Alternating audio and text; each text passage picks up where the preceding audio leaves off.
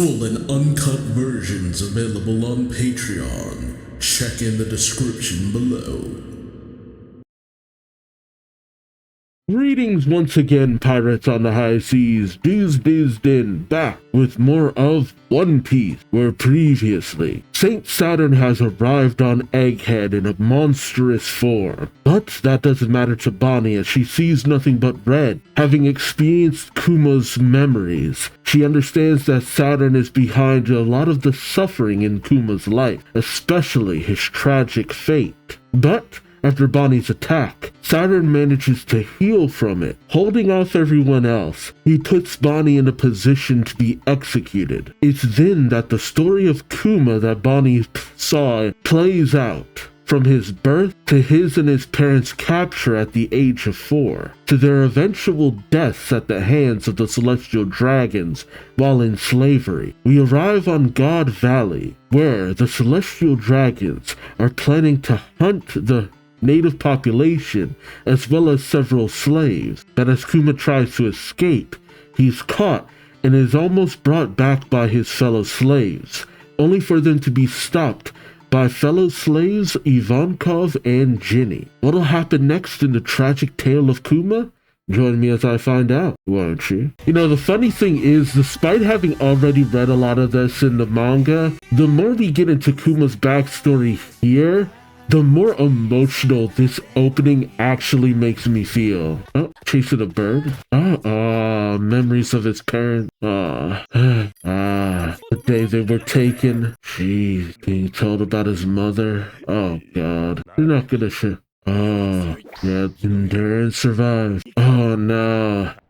Jeez. Alright, and then escaping from the human cunting. Jeez. Captured by his fellow slaves. And Ivankov. Jeez. Life literally flashing before his eyes. A history erased. God Valley of Despair. And yeah, God Valley in the West Blue. Jesus, it's so many people. And sometimes I think about the fact that some of these islands, they're called countries, but they're only so big. But even still, the population of a city in and of itself, that's still a lot of people. And to think that they'd hunt down so many of them. The prey. The 13 super rare rabbits, right? They call them rabbits. Ugh. And literally painting targets on their back.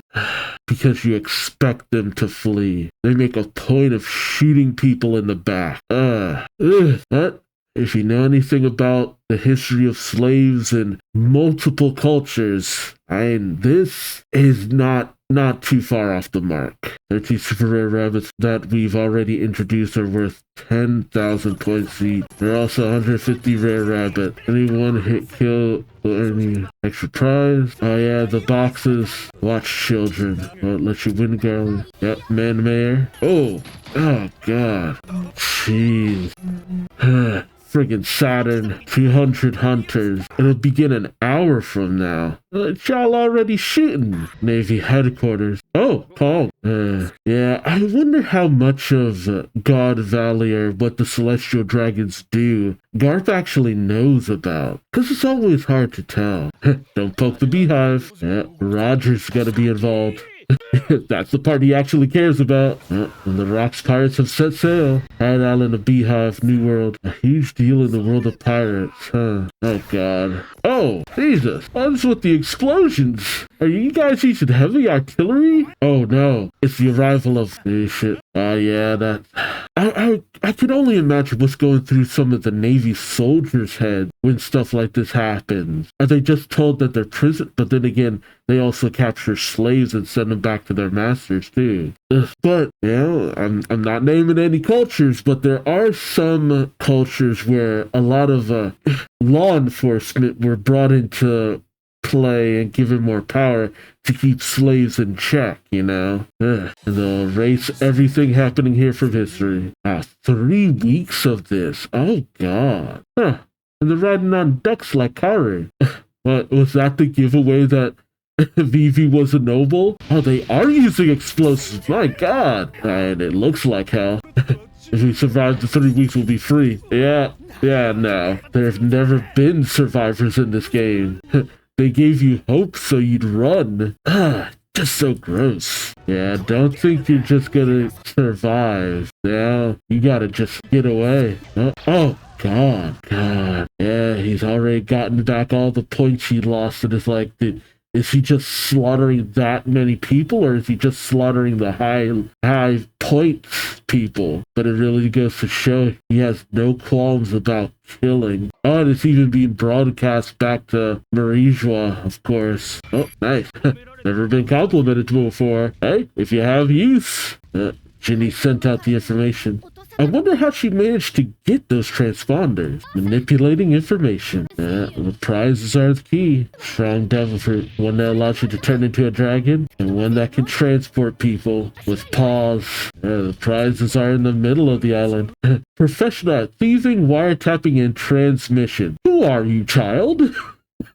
Like, why do you have these skills? Like the information 2 weeks ago. All to get the pirates riled up. Yeah. And it's a smart plan. Usually information about this never gets out. And the information got to the best of the best. Well, the best of the worst. Yeah, you need big chaos. Attract the attention of the celestial dragon. Actually offering himself up. Big enough that he can survive longer. Dang. Yeah. Just doesn't want to see any more of the killing. If his sacrifice can lead to maybe the survival of others who's willing to take it. I got your back. Yep, Ivankov's a ride or die, baby. I wonder how many people tried to climb up the mountains on it. Justice. That's some BS. The Rocks pirates. Not just the Rocks. It's filled with pirates. Big pirate. Oh, is that Rox's voice? Dang. Oh, Whitebeard. When did I become your subordinate? Honestly, I'd love to know that too. Oh, I really want to know how it all went down. Oh, Stussy! Gloriosa. Oh, I kind of love that Stussy's just riding on his shoulder like a parrot. Man, I'm so curious about how Gloriosa ended up here. There he is. Shiki, Big Mom, Kaida, Captain John. See, Whitebeard's just all about that eye on the prize. Shiki just don't like to be ordered around. Big Mom's just selfish. Kaido wants to fight. Stussy, she wants things of her own. John just seems to be looking for a good time. I don't know what Gloriosa wants. I mean, I'm pretty sure she's here because of a man, but it's hard to say. And is that Silver Axe and Wang Ji or a Choco? I don't know. And they'd rather complain than just get out of there. Yeah. Hordes of pirates. I honestly wonder. I know that Garp and Roger teamed up to stop Rock, but there were a lot of other pirate crews here too, right? Did they take them all on? And the idea of them saving the celestial dragon, I feel like that was just happened incidentally, you know? Yep, Roger, and a young Roger too. Oh my goodness, kinda looks like Ace. Rayleigh, Gabon. And the blockade was there just in case, but I don't think they were expecting a full siege by some of the greatest pirates of the time. Chi-Chi, all that hockey flying around, the biggest of the big names. You guys are closest. Get to what you want. Reinforcements are here, though. One ship. And that's all you need. And he's only here for Roger. Alright. So, I have to wonder, what was in the other chest? Because you know that Shanks ends up in one of them. You know that the pawpaw fruit and the fish fruit model Azure Dragon is in another. How did Shanks end up in one of the chests? Was he always in it, or I don't know? And then there's still the rest of the chests unaccounted for. I really wondered what was in them. Yeah, just open them up already. Oh, the pawpaw fruit. Man, Ivankov was this close to eating the Azure Dragon fruit. Man, that would have been wild. I wonder what Kaido would have ended up with if that had happened. And honestly, these devil fruit. Every time I see one of them in actual story, I'm like, man, why would you eat that? that doesn't look like something you could eat. Oh God, Jesus! You know, for some people, that would be the dream. For others, it's a nightmare. Case in point. Oh, jeez. To think that Ivankov and Big Mom met in this capacity, that is one of the things I do love about One Piece. You never know what character is connected to what other character, and there's so much wiggle room to make it so that any character could have met any other character, because you're not going to have a full detailed biography of the character from the start, and Oda leaves just enough space to have any number of possibilities happen. I wonder if Big Mom even remembers Kuma and Ivankov. Don't think, just eat. Okay. Just swallowed the whole damn thing whole. Oh, please.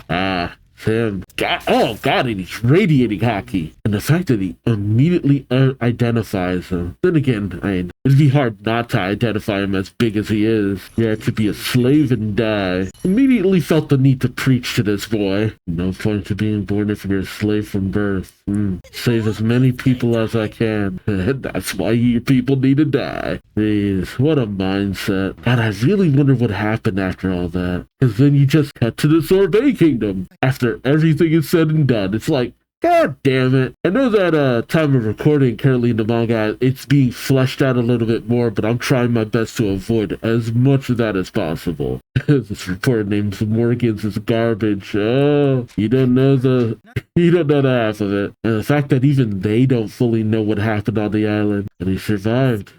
Not without a lot of injury, though. Saved over 500 lives, which I think in the grand scheme of things wasn't that like 1/3 of how many people were there? Yeah, oh, not even. It was 100,000 people. Like, such a small amount lived. Yeah, but I'm looking at the wiki, the native hunting thing was easily based off of maybe the 100-man killing contest that happened in Japan, Spartans mastering the Helots. And to think this goes on every, what did they say, 2 years, 3 years? And if it's been happening that often, and even potentially the full 800 years since the world nobles took over, that's so many people. That's such a mass extinction of so many people. It's insanity. You liberated the hands of liberation.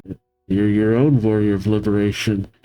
Your family ran a church. That explains a lot about you. That's to enjoy freedom. Yeah.